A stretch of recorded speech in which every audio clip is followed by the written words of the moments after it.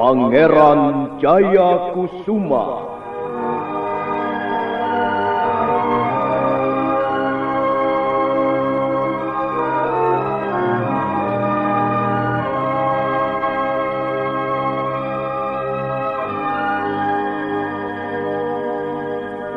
Sebuah serial drama radio yang dipersembahkan oleh Teater Sanggar Cerita dan Sanggar Prativi bekerja sama dengan PT Bayer Indonesia.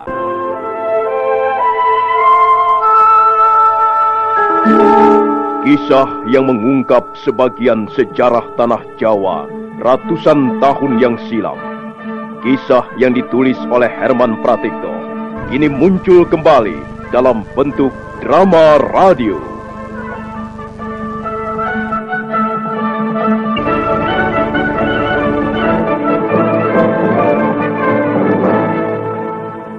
Naskah disusun dan diolah oleh S. Tijab, teknik dan montase Rudi Tinangon dan M. Pranoto, sutradara E.W.S. Yuwono. Saya datang sendiri. Baik. Kali ini pun aku percaya. Lalu untuk tujuan apa kau datang ke tempat ini? Saya mengemban tugas, tuanku. Oh, tugas dari siapa? Tugas dari Gusti Patih Aryatada atas nama pemerintah Majapahit. Tugas dari Kakang Aryatada.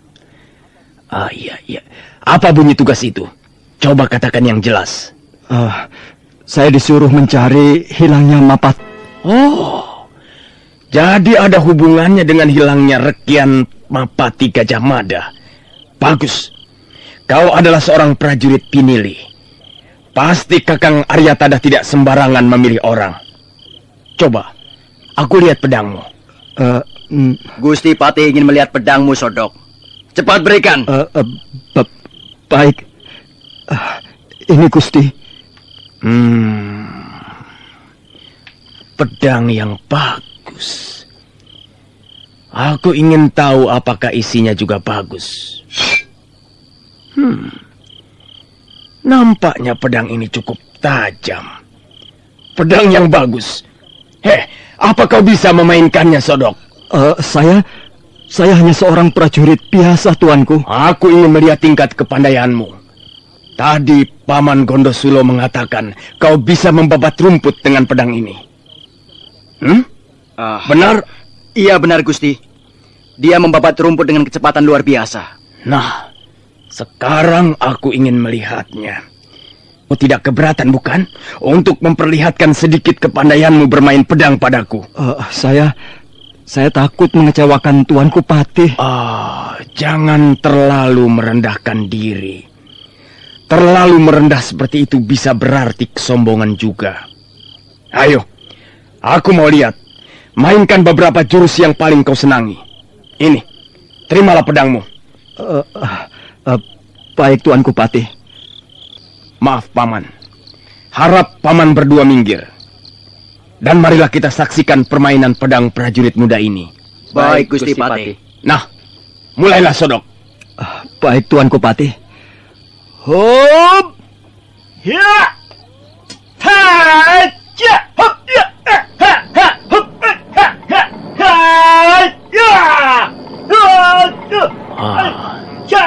Bagaimana pendapat Paman berdua? Boleh juga kemampuan anak muda ini, Gusti. Kalau tidak keliru, dia memainkan ilmu pedang Garuda Winata, Gusti. Iya, Paman Gondosuli. Dia memainkan Garuda Winata dengan cukup baik. Bahkan menurut penglihatanku, jauh lebih baik dibanding Rangga Permana ataupun Kakang Aryatada sendiri. Nampaknya Gusti Patih mempunyai rencana atas diri anak muda ini. Kita lihat saja nanti, Paman Gondosulo.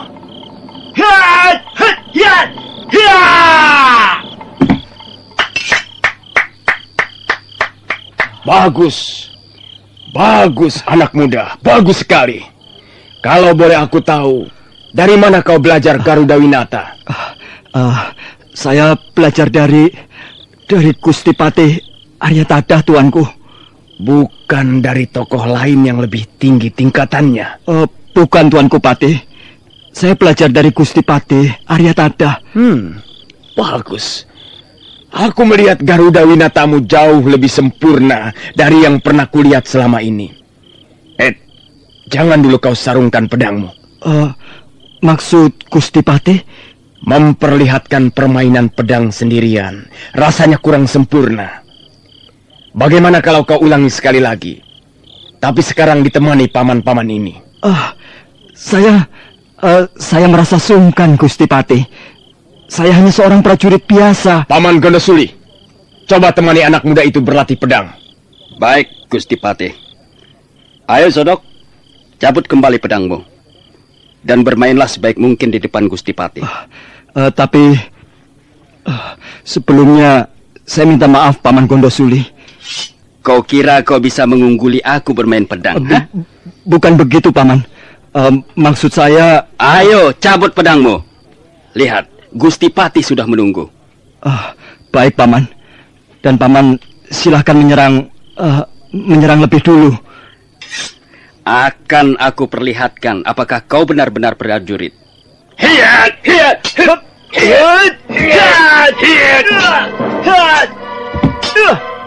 Bagus, bagus. Kau bisa menghindar dengan baik. Sekarang, lihat seranganku berikutnya.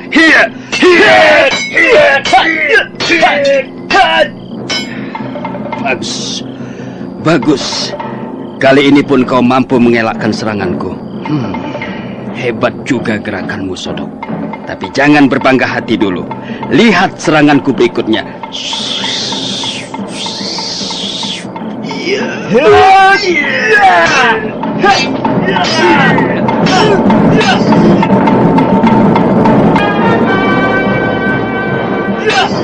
Saya melihat gerakan-gerakan yang sedikit aneh, Gusti.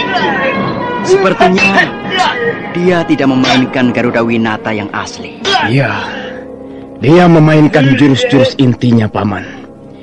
Aku seringkali melihat Gajah Mada melakukan hal yang mirip. Tapi Sodok memang mempunyai warna lain. Kelihatannya Adi Gondosuli mulai keteter, Gusti. Permainan pedang Sodok memang lebih cepat, Paman.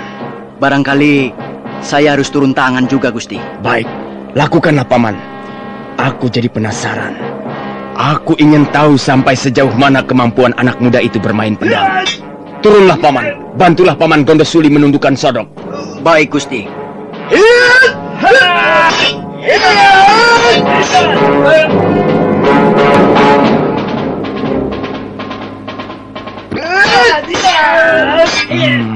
Memang hebat sekali anak muda ini. Tidak salah Kakang Aryatada mempercayainya. Dan aku akan menjadi orang bodoh kalau sampai tidak bisa memanfaatkannya. Pada saat ini, aku memang butuh pendekar-pendekar pilihan seperti anak muda itu. Paman Gondosulo dan Gondosuli pun kukira harus bekerja keras untuk bisa menundukkannya.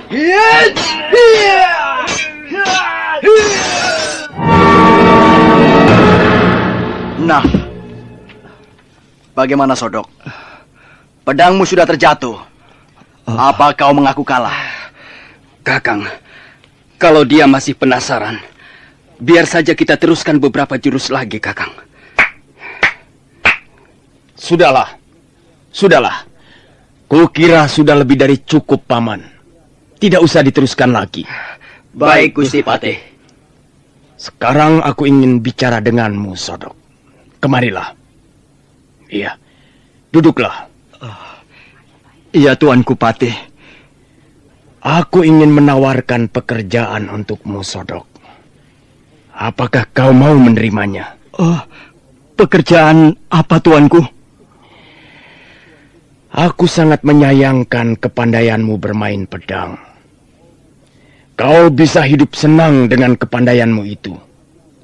Nah, aku bisa menjadikan hidupmu senang, berkecukupan, kalau kau menerima tawaranku ini. Aku membutuhkan tenagamu, Sodok. Aku ingin kau bekerja untukku. Kalau kau mau, aku akan mengangkatmu menjadi orang kepercayaanku. Dan tugasmu adalah membantu Paman Gondosulo dan Gondosuli. Maaf, Gusti Patih. Kalau saya tidak salah, bukankah dia juga sedang menjalankan tugas dari pemerintah Majapahit? Aku tahu, Paman. Pada saat ini Sodok memang masih bekerja untuk orang lain. Tapi kukira dia bisa memilih yang terbaik. Apa untungnya ikut pemerintah Majapahit? Apa untungnya ikut perintah Aryatada dan mencari kemana perginya Gajah Mada sama halnya dengan memburu angin? Itu pekerjaan sia-sia. Tapi terserahlah. Kalau kau memang masih ingin melanjutkan tugasmu itu, aku pun tidak bisa memaksamu. Oh, sebenarnya berat bagi saya untuk meninggalkan tugas dari pemerintah Majapahit. Tapi dalam hati kecil, saya mengakui tawaran tuanku cukup menarik. Kalau sedikit saja kau gunakan otakmu, kau tidak akan menyia-nyiakan kesempatan baik ini, Sodok. Oh, ada seorang dayang menghadap Gusti Patih.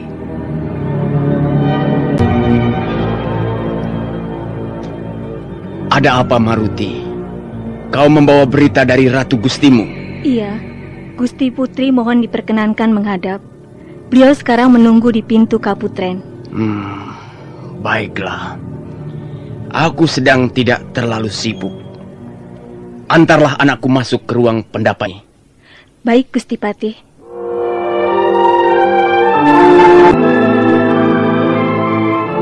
Kau tidak usah memutuskan sekarang, Sodok.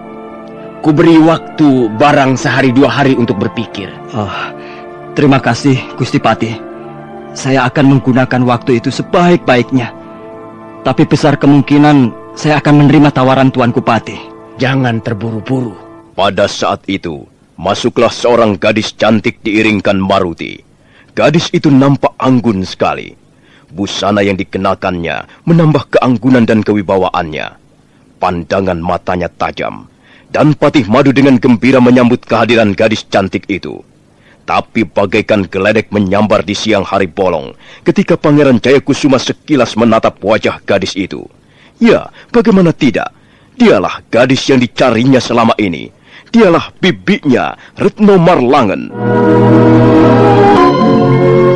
Oh,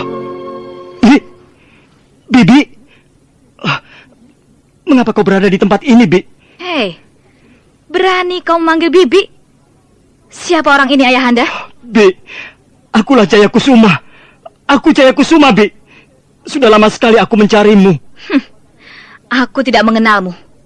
Aku tidak kenal pemuda yang bernama Jayakusuma. Oh, tidak mungkin. Tidak mungkin. Heh, orang asing. Enyahlah dari hadapanku sekarang juga. Bi, kau mengatakan aku orang asing. Apakah aku tidak sedang bermimpi buruk? Siapa orang ini, Ayahanda? Mengapa dia dibawa kemari? Dia sudah berbuat sangat kurang ajar padaku. Aku tahu. Aku telah kena tipu. Bukan begitu, Paman berdua? Agaknya memang begitu, Gusti Patih. Anak muda ini ternyata bukan prajurit Majapahit. Rupanya dia si Jayakusuma. Iya, Jayakusuma yang dulu pernah ku kenal waktu masih kanak-kanak. Dan belum lama ini namanya menjadi sangat terkenal karena terlibat kisah asmara dengan bibinya sendiri. Kalau begitu aku harus segera bertindak. Paman Gondosulo dan Gondosuli, tangkap dia, ringkus dan masukkan ke dalam penjara. Tunggu, Ayahanda. Biarkan aku bicara sebentar dengan orang itu. Hei, sungguh mengherankan. Bagaimana kau bisa menganggapku sebagai bibimu? Barangkali aku keliru. Barangkali kau memang bukan bibiku. Tapi hati tidak bisa ditipu. Apa maksudmu? Hentikan permainan sandiwara ini. Sungguh-sungguh tidak lucu. Sodok, jaga mulutmu. Kau sedang bicara dengan Gusti Putri Retno Prabasini. Siapa? Retno Prabasini? Iya, namaku Retno Prabasini. Oh, Bi, kau tidak bisa menipu aku dengan cara seperti itu. Kau bisa merubah namamu 100 kali dalam satu hari. Tapi bagiku, Retno Marlangen tidak bisa dirubah. Apa yang sedang kau pikirkan? Kau sudah mulai sadar bahwa aku memang bukan bibimu? Tidak. Kau tidak bisa memaksa aku mengkhianati hati kecilku. Kau bohong. Kau dusta. Kau telah menyembunyikan dirimu. Dan itu pasti bukan kemauanmu sendiri. Kau memang anak muda tidak tahu diri. Tak tahu malu. Enak saja mengaku-ngaku. Baiklah, Bi. Aku bukan bibimu. Baiklah. Barangkali memang sudah nasibku harus mengalami seperti ini. Sungguh tidak kuduga kau bisa berlaku kejam seperti ini. Apa yang bisa merubahmu hingga bisa menjadi kejam seperti ini? Aku tidak menyangka sama sekali. Dengar anak muda. Kalau kau mau menyadari bahwa aku memang bukan bibimu, dan mau mencabut pengakuanmu bahwa aku adalah bibimu, maka aku akan memintakan ampun pada ayahanda. Aku tidak akan mencabut kata-kataku. Aku akan mencabut pengakuanku. Dan itu kulakukan karena aku yakin bahwa kau adalah benar-benar bibiku. Cukup! Ayahanda. Sekarang terserah apa yang akan ayahanda lakukan terhadap orang itu.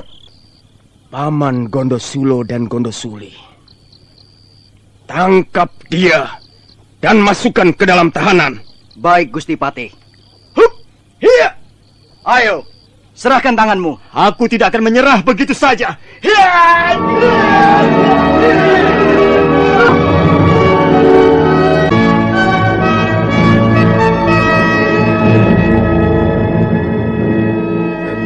Sudahlah Tuan Putri. Tidak ada gunanya ditangisi. Lebih baik Tuan Putri istirahat. Hari sudah larut malam. Aku merasa sangat berdosa, Maruti. Aku tidak bisa melupakan tatapan matanya. Jayakusuma.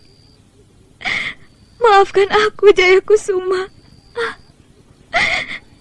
Maafkan bibimu ini. Kalau memang Tuan Putri masih mencintainya, mengapa Tuan Putri mengaku tidak mengenalnya? Itu sangat menyakitkan hatinya, Tuan Putri. Dengar, Maruti. Kau dayangku yang paling bisa ku percaya. Karena itu, kau kuperbolehkan mengetahui isi hatiku ini.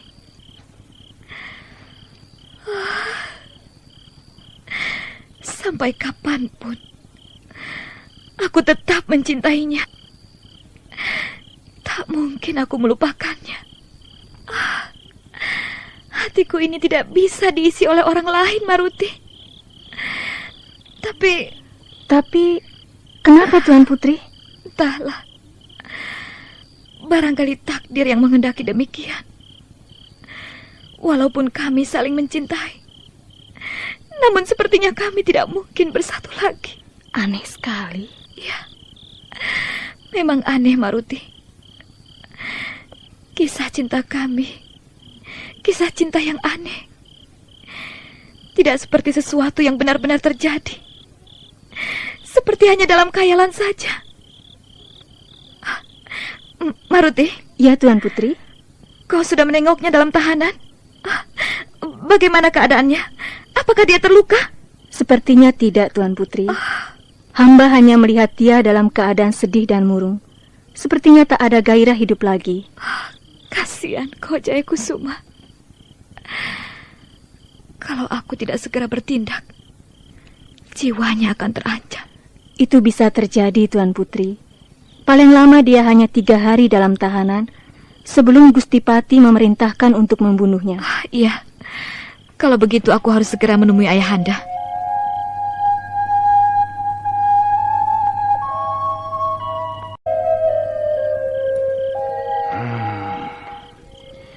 Dia telah menipu aku, ayahandamu. Dia mengaku bernama Sodok, seorang prajurit Majapahit. Hampir saja aku kena dikelabui.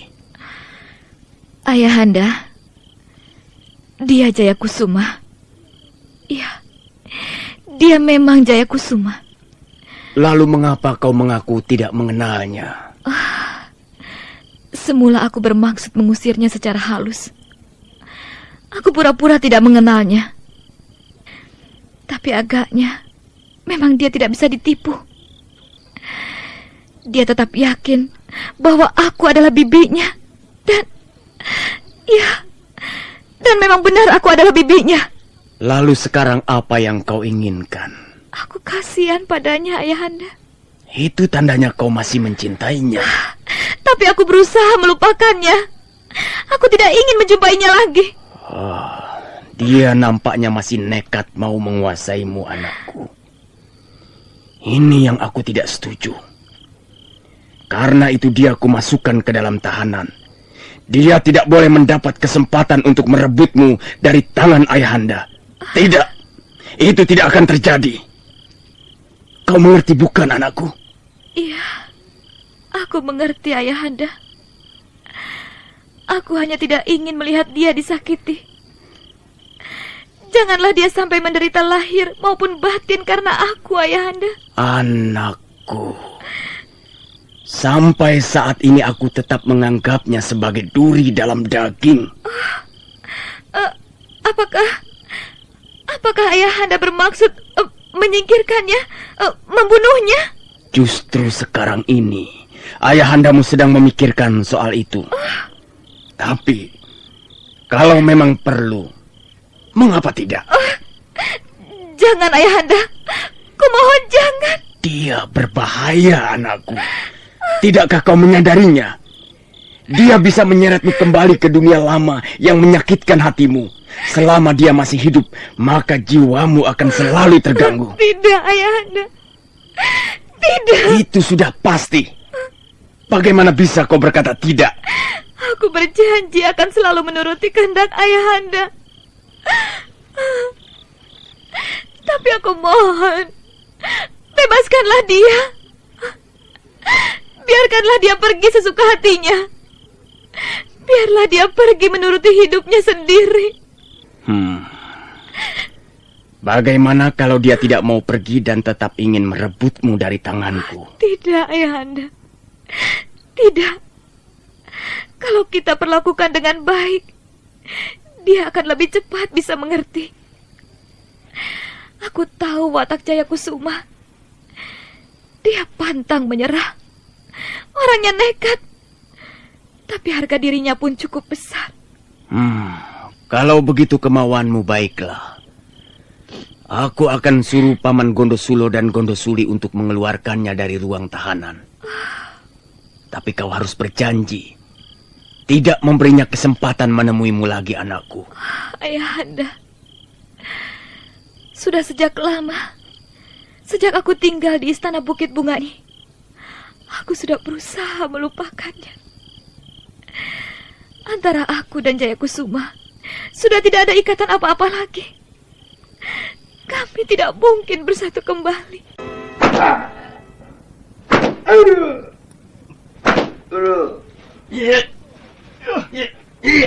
Cukup. Kukira cukup, Adi Gondosuli. Dia akan pingsan kalau kau terus melecutkan ujung cambukmu. Si berdebah ini boleh juga kekuatannya, Kakang. Mengapa kau berhenti mencambuk punggungku? Ayo cambuklah. Cambuklah sampai dagingku terkelupas. Cambuklah aku sampai mati.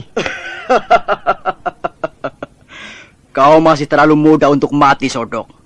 Dan kami memang belum ditugaskan untuk membunuhmu. Kalau hanya soal mematikan orang itu perkara mudah, tunggu saja, Sodok. Tunggu perintah Gusti Patih. Mungkin nanti malam perintah itu baru turun, dan barulah kau akan kubinasakan. Aku sebenarnya sangat menyayangkan sikapmu itu, Sodok. Tapi mungkin kau masih terlalu muda, hingga kau terlalu sembrono. Sudahlah, Kakang Gondosulo. Itu kan bukan urusan kita. Biarkan saja dia mau apa. Adi Gondosuli, lihat. Gusti Patih datang. Tunggu saja di sini. Paman berdua tidak usah pergi. Apa yang akan kubicarakan dengan berdebah itu bukanlah suatu rahasia. Baik, Gusti Patih. Alangkah malangnya nasibmu, Jayakusuma. Kau seorang anak raja, tapi kau punya peruntungan seorang gembel. Dan kini baru aku tahu bahwa Rekian Patih Madu adalah manusia busuk. Kau pandai mencari muka di depan Ayahanda Prabu. Kau penjilat paling licik. Dan kau musuh besar Majapahit sekali. Terserah apa yang akan kau katakan. Aku tidak membutuhkan penilaianmu. Aku datang ke ruang tahanan ini hanya akan mengatakan sepatah dua patah kata saja untukmu. Jaya Kusuma, kau tentu sangat kecewa karena kedokmu telah tersingkap. Kau memang belum berpengalaman, Jaya Kusuma. Kalau saja kau pandai menahan diri, ya, barangkali kau akan bisa menculik Retno Marlangen. Tapi sudahlah, sekarang kami sudah tahu siapa dirimu, dan tentunya kami akan lebih berhati-hati. Paman Gondosulo. Iya, Gusti. Apakah dia sudah mendapatkan hukuman cambuk? Sudah, Gusti Patih. Hamba yang melaksanakannya, Gusti Patih. Lihat saja punggungnya sudah tersobek berikut pakaian yang dikenakannya. Iya. Di lantai ruangan ini juga telah kulihat percikan-percikan darah. Hamba sanggup meremukkan lengan atau bahunya, Gusti. Sudahlah, Paman Gondosuli. Kukira sudah cukup. Tak ada manfaatnya menyakiti orang seperti jahanam busuk itu. Lalu, apakah Gusti akan memerintahkan kami untuk membunuhnya? Sabarlah, Paman. Biarlah aku bicara dengannya. Jaya Kusuma, karena kesalahanmu yang besar ini, maka aku terpaksa mencabut tawaranku. Nah, saudara pendengar, bagaimanakah kisah selanjutnya?